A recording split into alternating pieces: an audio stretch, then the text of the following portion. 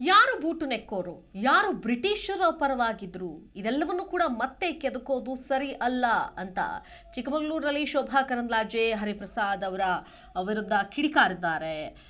ಕೆದಕೋಕ್ಕೆ ಬಂದ್ರೆ ನಿಮ್ಮ ಮುಖಕ್ಕೆ ಮಸಿ ಬೀಳುತ್ತೆ ಅಂತ ವಾರ್ನಿಂಗ್ ಮಾಡಿದ್ದಾರೆ. ಜನರು ಅಭಿವೃದ್ಧಿ ಕೇಳ್ತಾ ಇದ್ದಾರೆ, ಜನ ಶಾಂತಿ ಕೇಳ್ತಾ ಇದ್ದಾರೆ. ಕಾಂಗ್ರೆಸ್ನವರೇ, ನೀವು ಯಾರ ಬಗ್ಗೆ ಮಾತನಾಡ್ತಾ ಇದ್ದೀರಿ, ನೀವು ಯಾರ ಬೂಟನ್ನು ನೆಕ್ತಾ ಇದ್ದೀರಿ ಅನ್ನೋದನ್ನು ನೀವೇ ನೋಡ್ಕೊಳ್ಳಿ ಎಂದಿದ್ದಾರೆ ಶೋಭಾ ಕರಂದ್ಲಾಜೆ.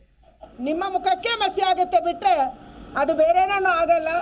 ಅದಕ್ಕಾಗಿ ಇವತ್ತೇನು ನೀವು ದೇಶದ ಬೇರೆ ಬೇರೆ ಜಾಗದಲ್ಲಿ ಅಧಿಕಾರದಲ್ಲಿದ್ದೀರಿ, ಕರ್ನಾಟಕದಲ್ಲಿ ಅಧಿಕಾರದಲ್ಲಿ ಇರ್ತೀರಿ.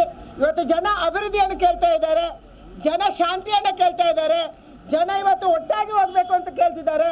ಅದನ್ನು ಬಿಟ್ಟು ಇವತ್ತು ಬೂಟು ನೆಕ್ಕೋರು ನಾನು ಕಾಂಗ್ರೆಸ್ ಅವರಿಗೆ ಕೇಳ್ತಾ ಇದ್ದೀನಿ, ನೀವು ಯಾವ ಕುಟುಂಬದ ಮಾತಾಡ ಬಗ್ಗೆ ಹೇಳ್ತಾ ಇದ್ದೀರಿ, ನೀವು ಯಾರ ಬೂಟನ್ನು ನೆಕ್ತಾ ಇದ್ದೀರಿ? ಅದಕ್ಕಾಗಿ ಇವತ್ತು ಕಾಂಗ್ರೆಸ್ಗೆ ಇದನ್ನು ಯಾವುದನ್ನು ಹೇಳುವಂಥ ನೈತಿಕತೆ ಇಲ್ಲ. ಕುಟುಂಬ ರಾಜಕಾರಣ, ಭ್ರಷ್ಟಾಚಾರ, ಸ್ವಜನ ಪಕ್ಷಪಾತ ಅಂದರೆ ಅದು ಕಾಂಗ್ರೆಸ್ಸು. ಅದಕ್ಕೆ ಮತ್ತೊಂದು ಹೆಸರು ಕಾಂಗ್ರೆಸ್ಸು. ಯಾವುದೇ ಶಕ್ತಿ ಇಲ್ಲದಿದ್ರೂ ಕೂಡ ಒಂದು ಕುಟುಂಬ ಅವರಿಗೆ ಸಾಕು.